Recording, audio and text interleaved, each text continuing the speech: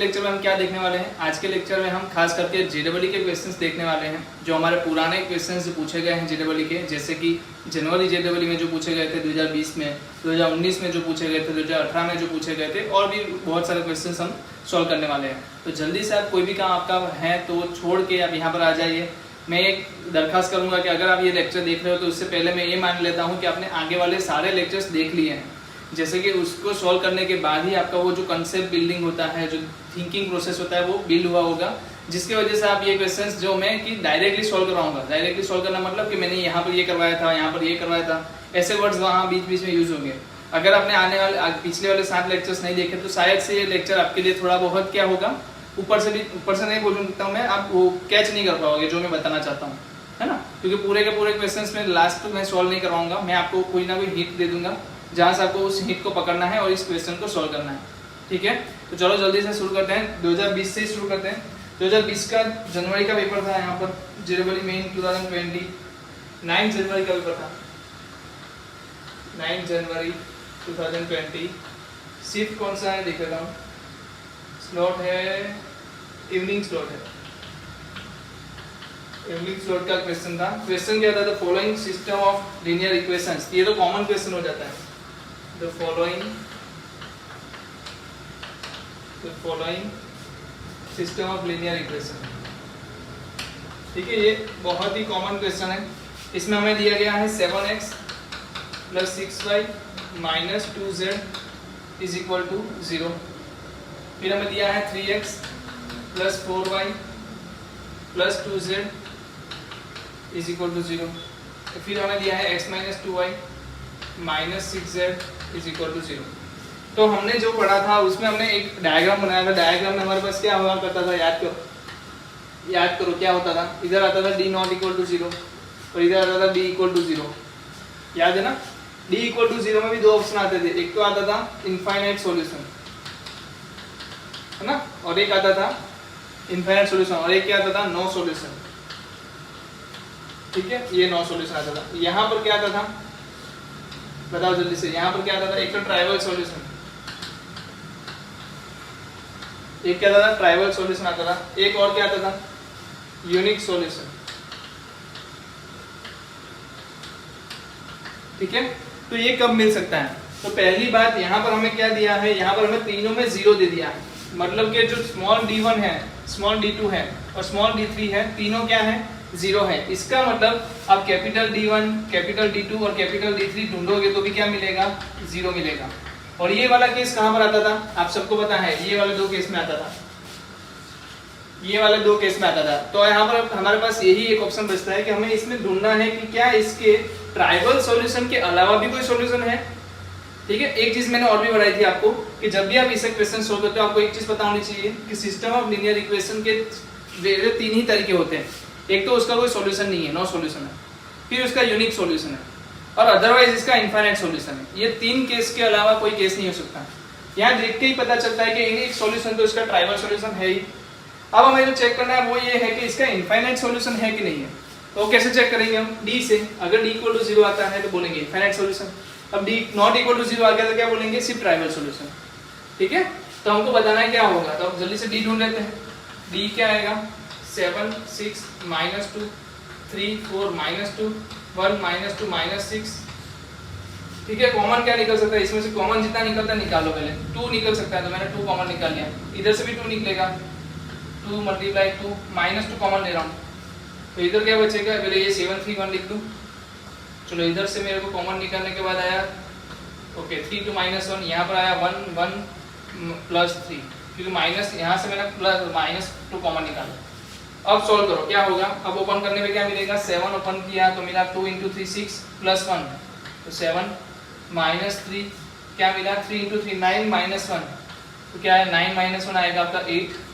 फिर आपका 1 के पास 3 - 2 + 1 1। चलो तो 7 × 7 49 आया, -24 आया, +1 आया, मतलब नॉट इक्वल टू 0 तो आ रहा है। इसका मतलब क्या होगा, अगर नॉट इक्वल टू 0 है तो एक ही सॉल्यूशन होगा, वो क्या होगा, ट्राइवल सॉल्यूशन। तो इसमें ऑप्शन मुझे क्या दिया है मैं आपको बताता हूँ। No solution, infinitely many solutions, दिया है इनफाइनाइटली मेनी सॉल्यूशंस, और 2 कंडीशन दी है। Only the trivial solution. चलो देख लेते हैं कैसे होगा। डेल्टा 0 हो रहा है, चेक करो जरा। 7 2 इंटू 3 6 प्लस 1 7 आया, माइनस 3 अंदर क्या बचा हमारे पास, 3 इंटू 3 9 माइनस 1 तो 8, 7 7 जा 49, 3 इंटू 8 24। और क्या बच रहा है हमारे पास यहाँ पर, 1 के लिए बचा -3 है। ओके ओके ओके ओके, ये मिस्टेक हो गई, ये -3 है तो -3 -2 तो क्या आएगा, -3 -2 -5 आएगा। चेक करो, -3 -2 आंसर क्या आएगा आपका -5। तो इधर आंसर क्या आना चाहिए, -5 आना चाहिए। फिर भी कोई दिक्कत हो रही है, चेक करो कहीं में मिस्टेक नहीं है ना। यहाँ से मैंने क्या 2 कॉमन निकाले तो क्या बचा हमारे पास 3 2, सही तो लिखा है। फिर एक बार रकम चेक कर लेता हूँ, क्वेश्चन चेक कर लेता हूँ। ओके यहाँ पर प्लस है ना, तो ये रही मिस्टेक, ये रही +2 आएगा। जैसे ये +2 आया यहाँ पर क्या हो गया, माइनस हो गया। अब ये माइनस है तो पहला क्वेश्चन क्या सोल्व करके देगा, 7 के अंदर 2 इंटू 3 6 -1, तो 6 -1 क्या होगा 5। चलो 3 के लिए क्या मिलेगा, 3 इंटू 3 9 प्लस 1 तो क्या हो गया 10। चलो यहाँ पर क्या मिलेगा, 1 के लिए -3 -2, फिर भी नहीं आ रहा ना, तो ओके हो रहा है क्या आएगा, -3 -2 क्या आएगा -5। तो इसका आंसर क्या आएगा, 7 5 35, 3 इंटू 10 30, तो आंसर क्या आ रहा है आपका 35 माइनस 35 गया तो आंसर आ रहा है इक्वल टू 0। इसका मतलब कि आंसर क्या आएगा, इनफाइनाइट सॉल्यूशन आएगा। अब देखो ऑप्शन में क्या दिया है, मैं ऑप्शन आपको बताता हूँ। ऑप्शन क्या दिए है वो चेक कर लेते हैं। इतना तो पता चल गया ना, इनफाइनाइट आ रहा है। चलो बढ़िया, तो अब मैं आपको क्या दिखाता हूँ, ऑप्शन दिखाता हूँ। आप बताओ ऑप्शन में क्या आएगा, क्योंकि इनफाइनाइट सॉल्यूशन 2 जगह पे दिया है। पहला ऑप्शन था no solution, cancel out. B जो दूसरा ऑप्शन है वो क्या है, इनफाइनाइट सॉल्यूशन प्लस उसके साथ दिया है कि y इक्वल टू 2z। फिर सी क्या है हमारे पास, जस्ट मिनट, फिर है infinite solution x equal to 2z, infinite और दिया है x इक्वल टू 2z। चलो तो हमें इसमें से चेक करना पड़ेगा ऑप्शन में आंसर क्या आएगा। लास्ट में ओनली ट्राइवल, तो वो तो नहीं है, ट्रिवियल तो ये नहीं है। तो हमारे पास 2 ऑप्शन बचते हैं जिसमें क्या लिखा गया है, x इक्वल टू 2z और y इक्वल टू 2z। तो आप क्या करो, इसमें वैल्यू रख के भी चेक कर सकते हो। जैसे कि मैं क्या करूं तो मुझे चेक करने को मिलेगा इनफाइनाइट सॉल्यूशन। तो आपको क्या करना पड़ेगा, d1 d2 d3 d0 हमारे पास नहीं है, x इक्वल टू 2z रखना है। चेक करते हैं, देखो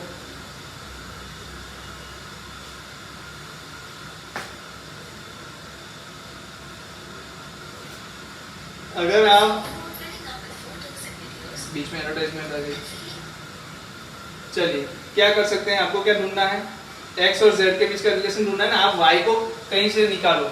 जैसे कि मैं इसमें से y कैसे निकाल सकता हूँ, अगर इसको 2 से मल्टीप्लाई कर दूं, क्या करूँ, इसको 2 से मल्टीप्लाई करके इसमें ऐड कर दूं तो मुझे y निकलते हुए दिख रहा है।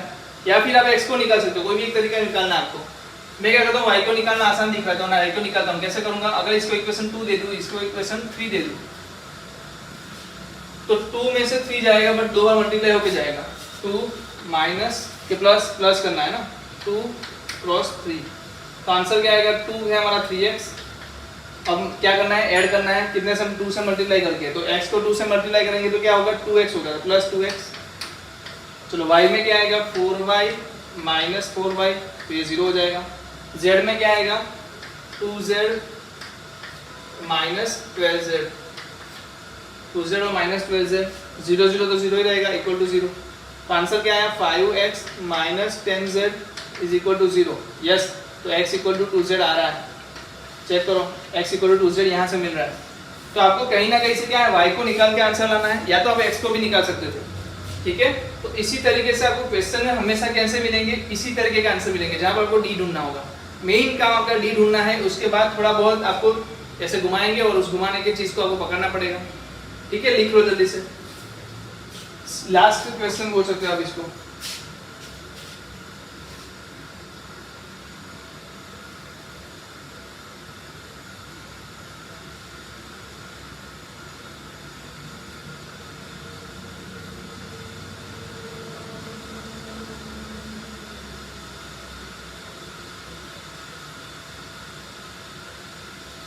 चलिए जल्दी,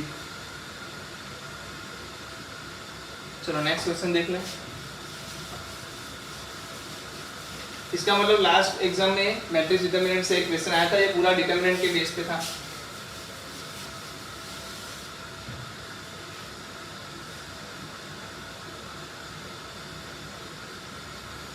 चलो अब है 9th मॉर्निंग सेशन में। कौन से सेशन में? मॉर्निंग सेशन में, वही दिन पे मॉर्निंग में आया था।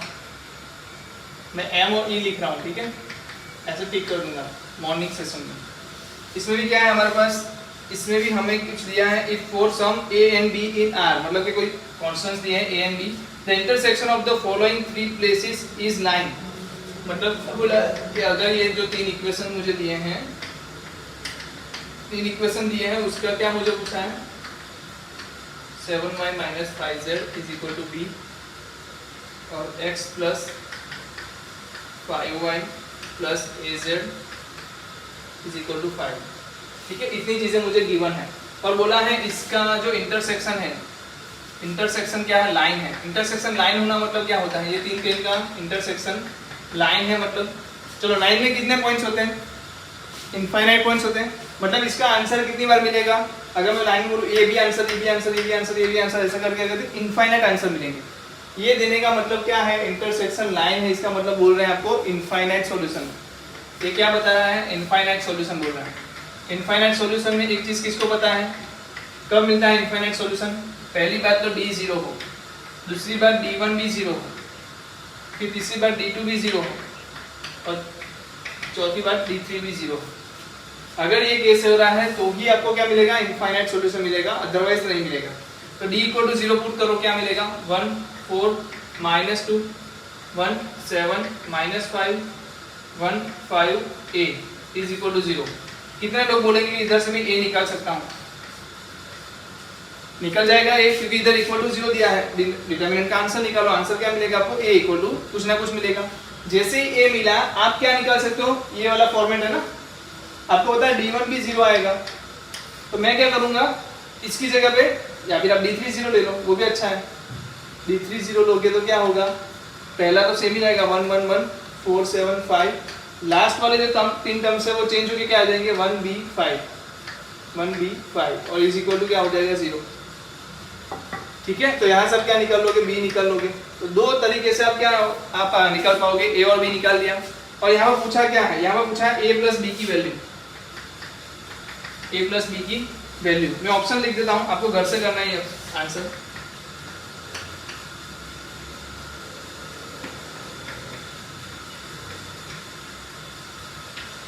ठीक है, क्या करना है, सिंपल, इस वाले केस से आप a निकालोगे, इस वाले केस से आप b निकालोगे, उन दोनों का सम निकाल के आंसर देना है। चलो कर लोगे ना, पहले क्वेश्चन लिख लो।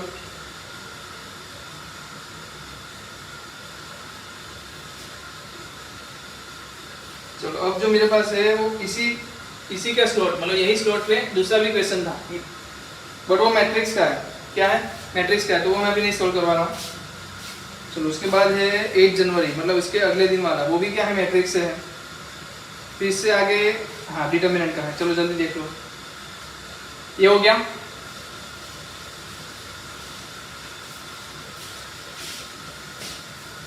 मैं तो क्वेश्चन शॉर्ट में बता रहा हूँ, ठीक है। इवनिंग स्लॉट है, 8 जनवरी है, अगले दिन की बात हो रही है। और यहाँ पर मुझे क्या है, सिस्टम ऑफ लीनियर इक्वेशन ही दिए हैं। क्या है, सिस्टम ऑफ लीनियर इक्वेशन, वो क्या है, λx + 2y + 2z = 5, फिर 2λx + 3y + 5z = 8, 4x + λy + 6z = 10 has. इसको क्या हो सकता है, पहली बात, एक क्वेश्चन में एक ऑप्शन दिया है यूनिक सॉल्यूशन, जब लैम्बडा क्या है 8 है। फिर दूसरा दिया है b, no solution, lambda = 2। C, infinite when lambda = 2, and D, no solution when lambda = 8। ठीक है, तो ये क्या बताना चाहता है, no solution lambda is equal to 8 और no solution lambda equal to, पहले तो आप डी ढूंढ लो। पहला काम क्या करोगे, डी ढूंढना। डी क्या मिलेगा, लेमडा 2 लेमडा 4 2 3 लेमडा 2 5 6। चलो मल्टीप्लाई कर दो, क्या मिलेगा, लेमडा से मल्टीप्लाई करो तो लेमडा के लिए 3 इंटू 6 18, हाँ 18 माइनस 5 लेमडा, 18 माइनस 5 लेमडा। फिर -2 के लिए क्या आएगा, 2 लेमडा इंटू 6 तो 12 लेमडा माइनस 20। फिर प्लस में क्या आएगा 2, तो यहाँ क्या बचेगा 2 लेमडा स्क्वायर माइनस 12, है कि नहीं। अब बताओ क्या आएगा आंसर में, देखो तो 18 लेमडा आया माइनस 5 लेमडा स्क्वायर आया, फिर यहाँ से -24 lambda plus 40 plus 4 lambda square minus 24। तो लेमडा स्क्वायर वाला कितना बचा हमारे पास, माइनस लेमडा स्क्वायर बचा। फिर 18 एंड 24 और कोई लेमडा है नहीं है तो -6 लेमडा, फिर 40 माइनस 24 तो आएगा आपका आंसर 16 मे बी, हाँ यस, माइनस के प्लस 16 प्लस 16, ठीक है। तो इसका पार्ट बन सकते हैं ना, माइनस पहले कॉमन निकालो तो अंदर क्या बचेगा 6 लेमडा माइनस 8, तो आपके पास आंसर आ गया 8 plus lambda lambda minus 2 minus, ठीक है। मैं एक बार फिर से क्वेश्चन चेक लेता हूँ। तो पहली बात, इसके लिए ऐसे कुछ बन ही नहीं रहा, नो सॉल्यूशन, ये ऑप्शन ही निकल गया। क्यों बताओ, क्योंकि लेमडा इज इक्वल टू 8 रखने पे क्या ये 0 हो रहा है, क्या नहीं हो रहा ना। नो सॉल्यूशन कब मिलता है, याद करो कैसे, वापस से याद करवा दूं क्या, 4 चीजें कैसे होती थी, डी 0 डी नॉट 0, इधर क्या आता था इनफाइनाइट नो, फिर क्या आता था यूनिक और ट्रिवियल, ये चीज आपको पता है। अब यहाँ पर तीनों 0 तो नहीं है, तीनों 0 है क्या, नहीं है ना, तो हमें चेक करना पड़ेगा d1 d2 d3 क्या हो रहा है। अगर आप एक काम करो, सिंपल सी चीज, अगर लेमडा इक्वल टू 2 रखोगे, लेमडा इक्वल टू 2 रखोगे तो ये कैटेगरी में आओगे। तो ये ऑप्शन देख लो पहले तो, unique solution lambda equal to -8 पे मिलेगा, नहीं मिल सकता। क्यों नहीं मिल सकता, क्योंकि d नॉट इक्वल टू 0। अब लेमडा इक्वल टू -8 रखोगे तो क्या हो जाएगा, d इक्वल टू 0 हो जाएगा, तो ये ऑप्शन भी गया, ये ऑप्शन भी गया, नो सॉल्यूशन भी नहीं हो सकता। अब जो बचा है वो ये 2 सॉल्यूशन बचे हैं। लेमडा इक्वल टू 2 रखने पे आपको क्या मिल रहा है, d इक्वल टू 0 तो मिल रहा है, बट आपको एक चीज और चेक करनी है कि नो सॉल्यूशन है या इनफाइनाइट सॉल्यूशन है। तो इसके लिए क्या कर सकते हैं हम, कोई एक और डिटरमिनेंट ढूंढना पड़ेगा। क्या करना पड़ेगा, कोई एक और डिटरमिनेंट ढूंढना पड़ेगा। या तो अब यहाँ पर वैल्यू रखो, कैसा दिखेगा 2 4 4, ठीक है। यहाँ पर क्या बचेगा 2 3 2, ओके। तो मुझे कुछ दिक्कत तो नहीं लग रही यहाँ पर, 2 2 4 3, क्या कोई मैचिंग वाला लग रहा है क्या, तो हम डिटरमिनेंट से ढूंढ सकते हैं। कैसे ढूंढेंगे देखते हैं, चलो। तो मैं यहाँ से क्या तय कर पाया कि बी और सी में से एक ऑप्शन है, क्या तय कर पाया, बी और सी में से एक ऑप्शन है। अभी हमें क्या चेक करना है, हमें d1 d2 d3 ढूंढना पड़ेगा। तो जल्दी से ये हो गया, लिख लो तो मैं d1 d2 d3 पे आ रहा हूँ। क्यों d1 d2 d3, अगर d1 d2 d3 में से कोई भी एक नॉट इक्वल टू 0 निकला तो क्या आंसर हो जाएगा, नो सॉल्यूशन। अगर तीनों 0 निकले तो इनफाइनाइट सॉल्यूशन। चलो हो गया, चलो क्या ले लूं मैं ये वाली लाइन चेंज कर देता हूँ, 5 10 रख देता हूँ, या फिर कोई लेमडा वाली लाइन ही चेंज कर देते हैं। मेरे पास क्या है 2 3 2 2 5 6 5 8 10, ये एक डिटरमिनेंट है। दूसरा डिटरमिनेंट क्या है 2 4 4 2 3 2 5 8 10 2 4 4, ये गलत लिख दिया ना हमें, ये आ गया 5 8 10 2 3 2, सही है। फिर हमने 2 2 2 4 4 लिखा, 2 3 2 लिखा, यहाँ पर 5 10, अब यहाँ पर 5 8 10, और यहाँ पर लास्ट में क्या आएगा 2 5 6। तो ये 3 हमारे पास डिटरमिनेंट है। जल्दी से आंसर निकालो, क्या आंसर आएगा, वापस से लिख दो ऐसे 5 8 10 2 3 2, क्या लिखेंगे यहाँ पर 2 4 4 2 3 2 2 4 4 5 8 10। चलो इसका आंसर बताओ, 5 3 6, 5 इंटू 3 इंटू 6 तो क्या होगा 15 इंटू 6 90, 2 इंटू 5 इंटू 10 क्या आएगा 100, फिर क्या आएगा 2 इंटू 8 इंटू 2 तो क्या आएगा 32। चलो माइनस में क्या है 2 इंटू 3 इंटू 10 तो क्या हो जाएगा 60, फिर 2 इंटू 5 इंटू 5 तो 50, चलो 2 इंटू 6 इंटू 8 तो 48 इंटू 2 96। चलो चेक करो क्या हो रहा है, क्या ये 110 हो रहा है। चलो ये नॉट इक्वल टू 0 आ रहा है, ये नॉट इक्वल टू 0 आ रहा है, इसका मतलब क्या हो गया, आंसर क्या है, नो सॉल्यूशन। देख लो आंसर क्या है, नॉट इक्वल टू 0 आ रहा है, इसका मतलब क्या आंसर क्या है हमारा, नो सॉल्यूशन। इधर क्या है, सब not equal to 0, d1 d2 d3 में से कोई भी एक नॉट इक्वल टू 0 होना चाहिए। तो मैंने चेक किया पहला, तो क्या आंसर आ रहा है, नॉट इक्वल टू 0। तो आप क्या लिखोगे यहाँ पर, no solution lambda equal to 2। देखो एक चीज बता दूं, ये थोड़ा लेंथी तो है, बट एक चीज समझो ये बहुत आसान है ना, इसमें आपने क्या जेरबली जैसा क्वेश्चन लगा ही आपको, अरे ये गुजकेट का क्वेश्चन बन सकता है, ये बोर्ड में पूछ सकते हैं क्वेश्चन, इतना आसान क्वेश्चन था ये, तो कोई भी कर सकता था। तो लिखो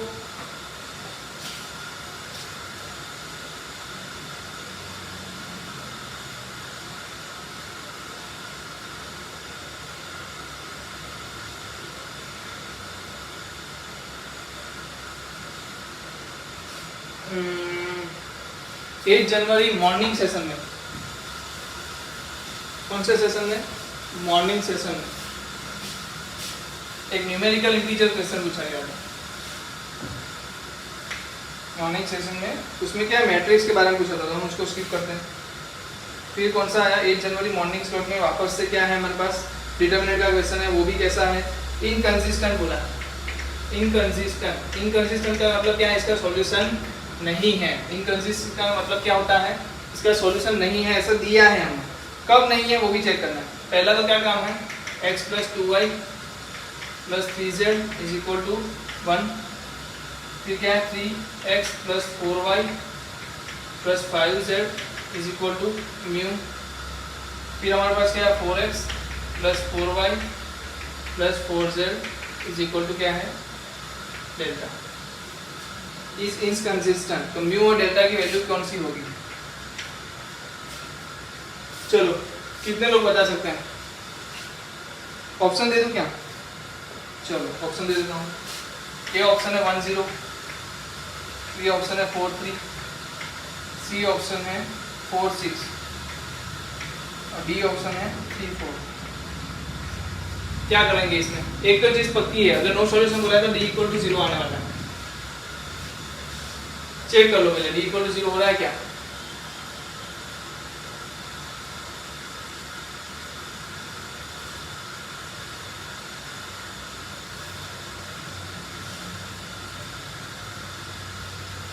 ठीक है, d = 0 आएगा, बट d में क्या है, सभी वैल्यूज में म्यू डेल्टा दिख रहा है क्या, अगर मैं d = 0 पुट करता हूँ तो क्या मुझे कोई डेल्टा म्यू की वैल्यू मिलेगी, देखने से तो नहीं मिल रही, इसका मतलब इसको मुझे चेक करने की जरूरत नहीं है। क्या चेक करूंगा, या तो d1 ≠ 0 होना चाहिए, या तो d2 ≠ 0 होना चाहिए, या तो d3 ≠ 0 होना चाहिए। सबसे पहले मैं d1 देख लूँ, तो d1 क्या आएगा, 1 3 4 2 4 4, फिर आएगा 3 5 4 की जगह पे क्या लिख दूंगा 1 सॉरी मैं उल्टा हो गया ना, यहाँ पर आएगा क्या आएगा 1 म्यू डेल्टा 2 4 4 तो आ गया 3 5 4।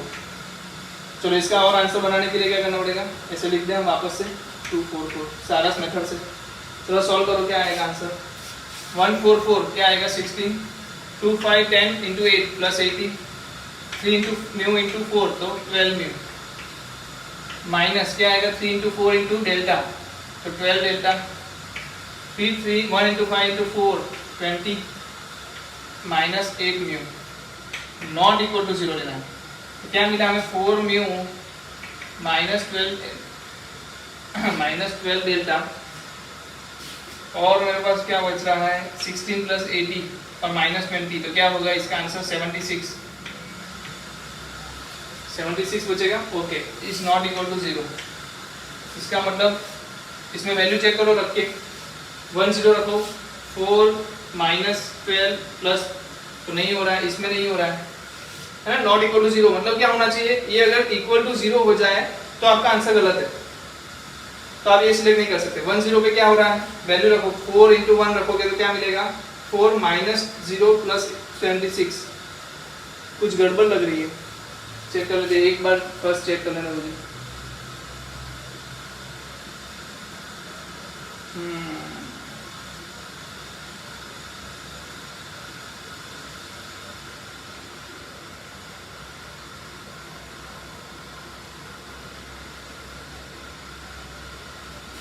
1 इंटू 4 इंटू 4 16, 2 इंटू 5। ओके, ये डेल्टा है ना, गलती मिल गई ना, कुछ ना कुछ छोटी गलती तो हम कर ही देते हैं। लैम्बडा नहीं, एक नहीं है, क्या है, डेल्टा है। डेल्टा है तो 10 डेल्टा आएगा ना, 16 प्लस 10 डेल्टा, फिर 3 into mu into 12 mu, minus में क्या आएगा 12 डेल्टा,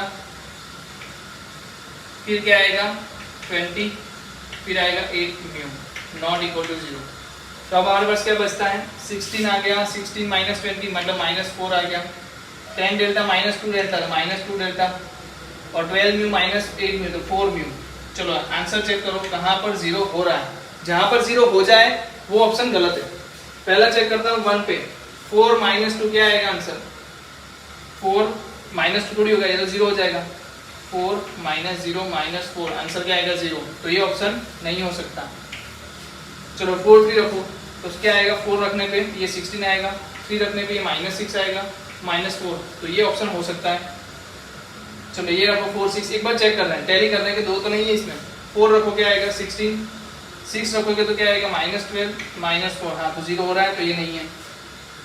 चलो यहाँ पर 3 4 रखो तो 4 इंटू 12 -8 -4, तो ये भी 0 हो रहा है, तो ये भी नहीं है। तो सिर्फ एक जगह है जहाँ पर 0 नहीं हो रहा है, तो वही आपका आंसर है। क्यों ये आंसर है, क्योंकि नो सॉल्यूशन के लिए कंडीशन क्या है, d equal to 0, d1 d2 d3 में से कोई एक नॉट इक्वल टू 0। मैंने d1 को मान दिया पहले, और उसके लिए मुझे एक ही ऑप्शन छोड़ रहा है। अगर ये चारों ऑप्शन मुझे 0 देते तो मैं d2 पे जाता, अगर d2 में भी 4 ऑप्शन 0 देते तो मैं d3 में जाता और कहीं ना कहीं से वैल्यू निकल आती। बट पहले ही केस में सिर्फ एक ऐसा ऑप्शन मिल रहा है जहाँ पर 0 नहीं हो रहा है, तो यही आंसर है। कितना आसान है यार, 0 वाले के क्वेश्चंस कर रहे हैं, वो भी 2020 के बोल रहा हूँ। चलो 7 जनवरी मॉर्निंग सेशन, उससे और आगे वाला दिन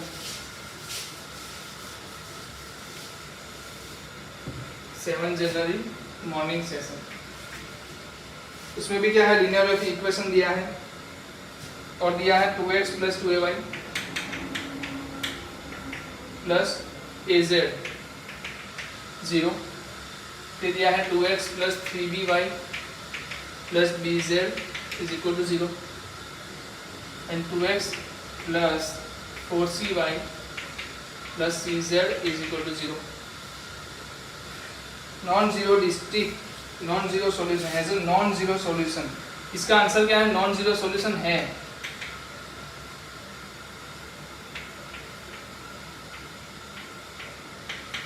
नॉन जीरो सॉल्यूशन है, इसका मतलब क्या होता है ये बताओ मुझे पहले। कितने लोग ये बता देंगे पहले। जो पहले एक चीज बताऊं, ये जो तीन चीजें दिख रही है इससे क्या क्या पता चला कि आपका सॉल्यूशन कैसा है, ट्रिवियल है। एक सॉल्यूशन तो ट्रिवियल फिक्स हो गया, क्यों, क्योंकि तीनों जीरो है। तो तीनों जीरो के लिए दो ही केस बचते हैं, एक तो इनफाइनाइट और एक हो रहा है सिर्फ ट्रिवियल, है ना। अगर तीनों जीरो दे देते हैं यहाँ पर, इसका मतलब क्या होता है, d1 d2 d3 जीरो है, सिंपल सा फंडा। तो इसका मतलब ये इनफाइनाइट होगा या तो ट्रिवियल होगा। यहाँ पर हमें क्या बोला है, नॉन जीरो सॉल्यूशन है, मतलब जीरो के अलावा भी एक सॉल्यूशन है।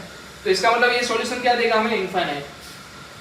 समझ में आया क्या बोल रहे हैं। हमारे पास ये इक्वेशन था, इक्वेशन में तीनों जीरो दिया है, इसका मतलब क्या है, d1 d2 d3 जीरो है। और ये वाले केस में हमारे पास दो ही केस होते हैं, एक तो इनफाइनाइट सॉल्यूशन हो सकता है या तो सिर्फ ट्रिवियल सॉल्यूशन हो सकता है। बट हमें क्वेश्चन में क्या गिवन है, नॉन जीरो सॉल्यूशन है इसका मतलब ट्रिवियल तो है ही है, इसके साथ साथ नॉन जीरो भी है। और हमने क्या पढ़ा था, या तो नो सॉल्यूशन होता है, या तो एक सॉल्यूशन होता है, या तो इनफाइनाइट होता है। दो सॉल्यूशन तीन सॉल्यूशन नहीं होते, है ना। तो इनफाइनाइट सॉल्यूशन के लिए क्या करना पड़ेगा, इनफाइनाइट रखना पड़ेगा। और उसके लिए क्या है, d इक्वल टू 0 पुट करना पड़ेगा, सिंपल सा। तो d इक्वल टू 0 पुट करते हैं, क्या मिलेगा देखते हैं। 2 2 2 रुको जस्ट मुझे, ओके यहाँ पर x है, 4 नहीं है, x है। फिर 2a 3b 4c a b c। चलिए कैसे करेंगे, पहले 2 कॉमन ले लो, तो ये क्या बन गया 1 1 1। फिर ये क्या बन गया, अगर इसमें से इसमें माइनस करते हैं ना, क्या माइनस करेंगे, c2 में से 2c3 माइनस करो तो क्या बचेगा, ये 0 हो जाएगा। फिर यहाँ पर क्या बचेगा, abc तो फिक्स है, यहाँ से क्या बचेगा b और यहाँ बचेगा 2c। चलिए और क्या कर सकते हैं, कोई बता सकता है इसमें और करना हो तो। कुछ नहीं करते, ओपन करते हैं 1 से ओपन करो, क्या आएगा bc minus 2bc, bc minus 2bc, चलो 0 तो 0 है, प्लस a आएगा, a के लिए क्या आया 2c minus b, 2c minus b is equal to 0। इसका आंसर बताओ क्या आएगा? इसका आंसर आ रहा है माइनस बी सी, फिर आ रहा है आपके पास plus 2ac minus a b is equal to 0। तो अब क्या कर सकते हैं, इससे क्या पता चल रहा है? अब तीनों को मैं क्या कर सकता हूँ, डिवाइड कर सकता हूँ। एबीसी से डिवाइड करूंगा तो क्या मिलेगा, minus 1/a plus 2/b minus 1/c is equal to 0। और इसको मैं लिख सकता हूँ 1/a plus 1/c is equal to 2/b। इसका क्या मतलब होता है, कौन बता सकता है? इसके दो मतलब होते हैं, या तो एबीसी कैसे हैं, हाइपरबोलिक सॉरी हाइपर सीरीज में हैविंग, क्या बोल गए, ऑप्शन में देख लेता हूँ, ऑप्शन नहीं होगा, एचपी में है, जो यहाँ पर ऑप्शन में दिया नहीं है, एचपी में है, तो वो ऑप्शन में दिया नहीं है। तो ऑप्शन में क्या दिया है, ऑप्शन में दिया है 1/a 1/b 1/c in AP. फिर भी दूसरा ऑप्शन था a plus b plus c is equal to 0। तीसरा ऑप्शन था ABCR GP, ABCR in GP, और लास्ट था ABCR इन AP। तो क्या ऑप्शन आएगा, देख के बता सकते हो ना, 1/a 1/c, ये तो क्या हो गया, मीन हो गया ना, एरिथमेटिक मीन। तो ये ऑप्शन क्या आएगा, पहला ही ऑप्शन आएगा 1/a 1/b 1/c इन AP। बहुत सिंपल था ये, देखो आपको सिर्फ डिटरमिनेंट सॉल्व करना है, सॉल्व करते ही आपको यहाँ पर पता चल जाता है कि जब ABC से डिवाइड करता हूँ तो ऐसा कुछ मिल जाएगा। और मैं, चलो ठीक है, आपको लगा होगा कि सर आपको कैसे पता चला, ऑप्शन में दिया था ना ये, तो देख के ही पता चलता है कि ऐसा कब दिखेगा, तो आप अपना हिंट लगा सकते हो। सिंपल सा फंडा एकदम। चलो इसके बाद क्या है, मैट्रिक्स का है, फिर बाहर 12 अप्रैल 2019 पे आ गए, 2019। चलो ये सॉल्व कर लो पहले।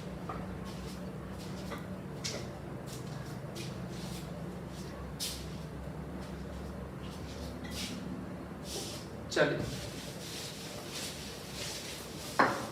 तो 2020 के सारे क्वेश्चंस खत्म हो गए। अभी जनवरी के, हम सितंबर की एग्जाम शायद आ गई है तो उसका पता नहीं, बट अभी ये जनवरी का खत्म हुआ। अब 2019 का देखते हैं। 2019 का क्वेश्चन 12 अप्रैल दिया, 12 अप्रैल को एग्जाम था, उसमें क्वेश्चन था 1 plus cos square theta sin square theta 4 cos 6 theta, फिर नीचे था cos square theta 1 plus sin square theta 4 cos 6 theta cos square theta sin square theta 1 plus 4 cos 6 theta, ठीक है, इज इक्वल टू 0 दिया है। और theta भी दोस्तों दिया है मुझे 0 से π/3। तो थीटा की वैल्यू ढूंढनी है हमें, किसकी वैल्यू ढूंढनी है, थीटा की वैल्यू। ऑप्शन भी दे देता हूं मैं, चलो a है π/18, b है मेरे पास π/9, c है मेरे पास 7 π/24, d ऑप्शन दिया है 7 π/36। कैसे सॉल्व करेंगे देखो आप।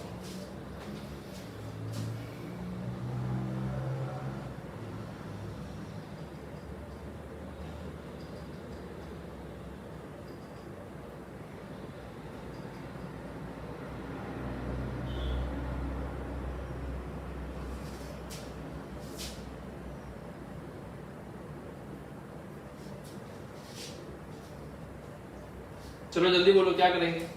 तो पहले तो एक काम करो ना, cos स्क्वायर थीटा को हटाने की कोशिश करो। ये हट सकता है, कैसे हटेगा, तो आप काम करोगे r1 माइनस r2 करोगे, फिर आप क्या करोगे r1, देखो दो चीज कर सकते हो, r1 माइनस r2 भी कर सकते हो, r1 माइनस r3 कर दो। r3 करने पे क्या होगा, ये 0 हो जाएगा।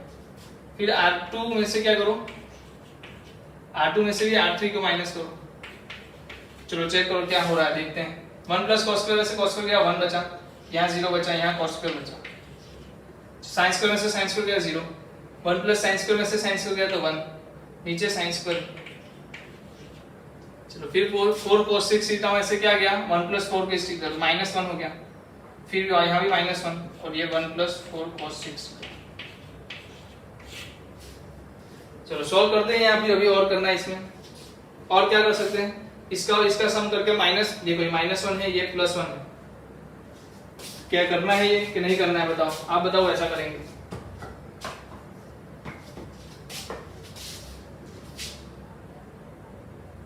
ठीक है नहीं करते, चलो छोड़ खोल देते हैं। 1 पे खोलोगे तो क्या मिलेगा, 1 + 4 cos 6 थीटा, और यहाँ से क्या मिलेगा sin² थीटा, तो प्लस sin² थीटा। चलो और यहाँ से क्या मिलेगा, -1 cos² थीटा, क्या मिलेगा, -1 के लिए -1 ही रहेगा, अंदर क्या मिलेगा sin² थीटा 0 हो जाएगा, सिर्फ cos² थीटा बचेगा। तो आंसर में क्या आ रहा है, 1 + 4 cos 6 theta plus sin² theta, plus ही है ना, ओके, माइनस cos² थीटा।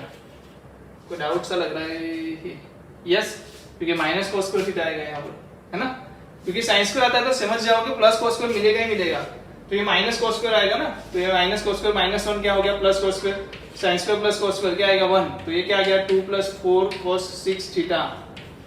और सबको पता है इसका आंसर क्या है, 0 दिया है, तो cos 6 थीटा क्या हो गया, -½ अब 6 थीटा कहां पर आ गया, 2π/3। अब जनरल इक्वेशन क्या होता है, पहले क्वेश्चन देख लेते हैं। इसमें से कौन सी वैल्यू रखूंगा तो 2π/3 का जनरल सॉल्यूशन मिलेगा। जनरल सॉल्यूशन क्या है, 6 थीटा = 2nπ ± 2π/3, ये जनरल सॉल्यूशन है, 2nπ ± 2π/3। तो यहाँ पर n = 1 रखते हैं, n = 2 रखते हैं, तो क्या आंसर मिलता है देखते हैं। या फिर आप थीटा पहले ढूंढ लो, थीटा क्या आएगा, 2nπ/6 करोगे तो nπ/3 प्लस और माइनस क्या आएगा, π/9। n की वैल्यू रखते जाओ, नीचे करते जाओ, n की वैल्यू 1 रखी, क्या आया π/3 माइनस π/9, π/3 माइनस π/9, क्या आंसर आएगा बताओ जल्दी से, 6π/9। इसका मतलब क्या आया, 2π/3 आएगा ना इसका आंसर, इसका आंसर आएगा 2π/3। चलो यहां से दूसरा निकालो, π/3 प्लस π/9 करो तो क्या आएगा, तो क्रॉस मल्टीप्लाई ऊपर करेंगे तो 9 + 3 12/27 π/π, तो इसको लिखते हैं 4/9, 4π/9, ऐसा तो ऑप्शन नहीं है। 7 चाहिए ना आपको, ऊपर क्या चाहिए, 7 चाहिए, तो 7 से मल्टीप्लाई करके देखो, ऊपर 7 से मल्टीप्लाई करके देखो, या फिर आप n की अलग अलग वैल्यू के लिए यहां से चेक कर सकते हो कि नहीं ये बताओ, n की अलग अलग वैल्यू के लिए चेक कर सकते हो कि नहीं ये बताओ। चलो 9 से पहले मल्टीप्लाई कौन नहीं है, उसका जाना पहले डिसाइड हो रहा है, मेरे ख्याल से उसका ही पहला क्वेश्चन होगा, वो पहले निकलेगा। कौन है पहले दे दो, 7π/20 ये है ना, तो चांसेस है कि ये पहले निकल सकता है, तो पहले हम उसको देखते हैं सामने। इसमें आप क्या करो, 7π/24 रख दो, इसके बराबर क्या रख दो, ये रख दो, फिर चेक करो कि n इंटीजर आ रहा है कि नहीं, क्योंकि आपको पता है n की वैल्यूज क्या होगी, हमेशा इंटीजर होगी। तो चेक करो, π/9 उस तरफ ले जाओ, तो क्या आएगा, कहां रखते हैं, इधर लिख देते हैं। चलो nπ/3 प्लस और माइनस π/9, फिर मैं +9 ले लेता हूँ, 7π/24। चलो π/9 उस तरफ जाएगा तो क्या होगा, 9 × 7 = 63π माइनस 24π डिवाइड बाई क्या आएगा, 24 × 9। तो इंटीजर आने का तो मुझे नहीं लग रहा कुछ नाम होगा, इधर π/3 भी है, पाई तो पहले हटा दो सब जगह से, 3 है तो इधर से एक बार 8 चला जाएगा, 8 आ जाएगा, चलो 8 9 से आ गया, और n बैठा है। यहाँ से होता 63 - 24 क्या आएगा, इंटीजर तो नहीं लग रहा, नहीं आ रहा ना इंटीजर। चलो एक और ट्राई कर लेते हैं, माइनस लेके ट्राई कर लेते हैं, इंटीजर नहीं आएगा ना, 63 - 24 क्या आएगा, 63 में से 23 जाएगा तो 40, और 39 आ रहा है, 39/72 इंटीजर नहीं है। चलो मैं अभी यहाँ पर माइनस लेके भी एक बार चेक कर लेता हूँ, जैसे माइनस लूंगा ये सामने की साइड जाएगा तो क्या होगा, तो सिंपल सी बात है, नीचे तो क्या आने वाला है, 8 × 9 ही आने वाला है, 72। ऊपर क्या आ सकता है, तो ऊपर आ सकता है 63 + 24, तो इसका ऐड करो क्या मिलेगा, 3 × 4 7, 87 मिल रहा है, नीचे 72, मतलब यही आंसर है जो नहीं आएगा, 7π/24। कैसे पता चला, देखना तो चारों को देखना चाहिए, बट मैंने नीचे देखा कि यहाँ 9 है, यहाँ 18 है, यहाँ 36 है, जो चार क्या है 9 के मल्टीपल्स है। ये अकेला ऐसा था जो 9 का मल्टीपल नहीं है, तो मैंने उस पर नजर डाली, और वो मुझे क्या है, दोनों केस में n की वैल्यू इंटीजर नहीं दे पा रहा है ना, इसका मतलब कि ये आंसर नहीं मिलेगा। चेक कर लेता हूं मैं ऑप्शन क्या है, जस्ट मिनट चेक कर लेता हूं मैं। ओके 7π/24 आ रहा है।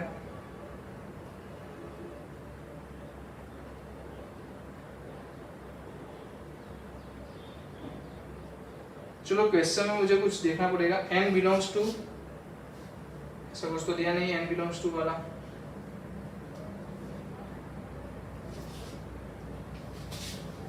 ओके वैल्यू ले देनी है ना हमें। ओके ओके ओके देखो देखो देखो देखो देखो देखो एक चीज देखो ध्यान से। चलो मुझे ये वाली चीज मैंने यूज नहीं की, ये वाली चीज को यूज करना पड़ेगा। मतलब आपका जो आंसर होगा वो क्या होगा, आपका जो आंसर होगा वो क्या होगा, n π/3 - π/9 होगा। चेक करके देखो, n कहां पर थे हम, 6 थीटा पे थे ना, 6 थीटा इज इक्वल टू क्या आया था, 2n π प्लस और माइनस 2π/3। ठीक है, 2 कॉमन ले लोगे तो यहाँ पर क्या बचेगा 3, तो जो 3 थीटा है वो क्या आएगा आपका n π - π/3 है कि नहीं। अब बताओ क्या हो सकता है, थीटा की वैल्यू क्या हो सकती है। तो पहली चीज तो ये π/3 होना चाहिए, तो मैं थीटा क्या ले लेता हूँ, π/3 - π/9 और n की वैल्यू अब चेंज करते जाओ। पहले मैं n की वैल्यू क्या रखूंगा, π/3 से छोटा चाहिए मुझे आंसर, तो मैं 1 ही रखूंगा, सिंपल सी बात है। इसका आंसर क्या आएगा वो बताओ, 6π/9 मतलब आंसर क्या हुआ 2π/3 आया वापस से। 2π/3 थोड़ी हो सकता है, हाँ 2π/3 भी अंदर ऑप्शन में है नहीं, पर दूसरा ऑप्शन π/9 आ रहा है क्या। अगर मैं वैल्यू 2 रखता हूँ, सो 0 रखता हूँ तो π/9 आ रहा है 0। हाँ 0 वैल्यू रखो, क्या मिलेगा आंसर, n की वैल्यू 0 रखो तो क्या आंसर मिलेगा, n की वैल्यू 0 रखोगे तो आपके पास आंसर आ रहा है प्लस और माइनस, ये प्लस और माइनस π/9। तो ऑप्शन में क्या है π/9 आपका आंसर आएगा। थोड़ा पेचीदा हो गया। पहली बात ये है कि 0 से π/3 में वैल्यू आ रही है, 0 से π/3 में एक ही वैल्यू थी हमारे पास, जब मैं n = 1 रखता हूँ, n = 1 रखने में क्या आ रहा था 2π/3 आ रहा था, n = 0 रखा तो क्या मिला -π/9 प्लस π/9। तो आपका आंसर क्या बन रहा है π/9 बन रहा है। हमने जो ढूंढा वो 7π/24 पे आंसर नहीं मिलता, वो ढूंढा, तो ऐसे करके सब में चेक करने जाएंगे तो लेट हो जाएगा। तो आपको करना क्या था इस वाले केस में, n की वैल्यू बदलनी थी। क्या करना था, n की वैल्यू एक से एक रखनी थी और चेक करना था 0 से π/3 में आंसर दिया है। तो ये जो चीज मैंने नहीं देखी थी, इस वजह से मैं थोड़ा लंबा खींच गया क्वेश्चन को। बाकी क्वेश्चन आसान था अगर आपने इसको देखा तो। क्या आंसर कहां पर है, 0 से π/3 में। कैसे, तो मेरा आंसर जो आया था वो आया था theta is equal to π/3 n π/3 plus और माइनस π/9 आया था। ठीक है, तो आप पहले क्या रखते हैं, n = 1 रखते, तो आंसर क्या आया 2π/3 जो ऑप्शन में नहीं है। फिर आपको जैसे ही 2 रखते, ये ऑप्शन तो 2π/3 से भी क्रॉस हो जाता, तो इसका मतलब आप क्या रखते हैं, इसको आंसर में क्या रखते हैं, π/3 के अंदर लाना है ना आंसर, तो 2π/3 भी नहीं आ सकता, तो आपने n = 0 रख दिया। जैसे ही 0 रखा आंसर क्या बनेगा ये बताओ, जैसे ही 0 रखा आंसर क्या बन रहा है,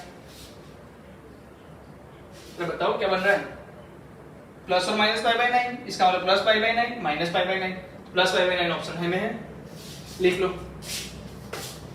तो थोड़ा इतना भी मतलब आसान नहीं है, बट हाँ समझ सकते हैं कि चीजें कैसे काम कर रही है ना। पर मेन जो चीज है डिटरमिनेंट से जो सॉल्व करने वाली चीज है, ये आपका ट्रिग्नोमेट्री पे चला गया क्वेश्चन, बट जो मेन चीज है डिटरमिनेंट से सॉल्व करना है वो आपका आसान है। ये मैं ये बताना चाहता हूँ कि डिटरमिनेंट क्वेश्चंस आपको सॉल्व करने पड़ेंगे अगर आपको अच्छे मार्क्स स्कोर करने हैं तो।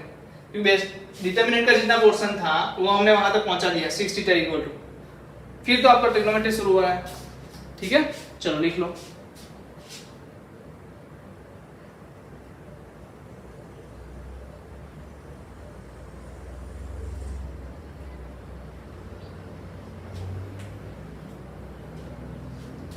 चलिए अब पूछा है sum of real roots of the equation. एक इक्वेशन दिया है,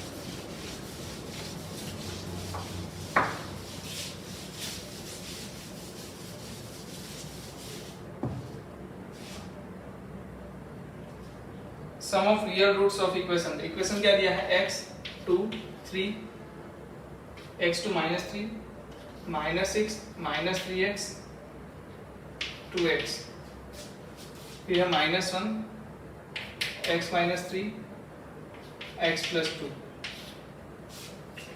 ठीक है, इज इक्वल टू 0 की पुट किया। चलो तो इसका मुझे सम ऑफ रियल रूट्स पूछना है। ऑप्शन भी दे देता हूं मैं, -4 0 1 6। पहले सिंपल सा काम है, इसका आंसर निकालो। आंसर निकालने के लिए कुछ कॉमन निकल रहा है, नहीं तो खोल दो डायरेक्टली, कुछ लंबा खींचना ही नहीं हमें। -3x इंटू x + 2 क्या आएगा, -3x² -6x, फिर क्या आएगा तो -2x² + 6x, ठीक है, ये हो गया। चलो फिर क्या है, -6 तो हो गया, +6 हो गया, -+6, और अंदर आ गया 2ax + 4, फिर आ गया -3x की जगह +3x -9। चलो फिर मेरे पास क्या है, -1 है, अंदर क्या बचेगा 4x -3 × 3 9x। आंसर बताओ, 6x कैंसिल हो गया। यहाँ पर क्या बच रहा है, x इंटू -3x² -2x², तो क्या बचेगा -5x³। फिर यहाँ से क्या बचेगा 2x इंटू 3x, 2x और 3x क्या 5x + 6 तो 30x। फिर यहाँ से 4 - 9 -5 इंटू 6 तो -30। यहाँ से 4x - 9x और वापस से -1 है तो +5, तो ये आ रहा है 35x। Okay, 35x is equal to 0, है ना। तो चलो मुझे पूछा है sum of roots. Sum of roots क्या होता है, -b/, यही होता है ना। b की वैल्यू क्या होगी, ये ax³ कौन सा है, इक्वेशन कौन सा है, ax³ + bx² + cx + d is equal to 0। b क्या है, b का तो इक्वेशन ही नहीं दिया है, x वाला टर्म नहीं है, इसका मतलब b क्या है, 0 है। तो सम ऑफ रूट भी क्या आएगा, 0। ऑप्शन क्या है, 0, है ना आसान।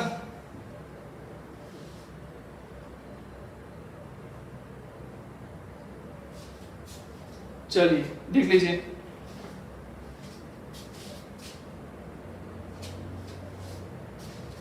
ठीक है। एक और लेक्चर हम कल ले लेंगे, एक और लेक्चर जेईई के क्वेश्चंस का ले लेंगे। अभी हम यहाँ तक रखते हैं, ठीक है। तो फिर से मिलेंगे नेक्स्ट लेक्चर में, तब तक के लिए अलविदा।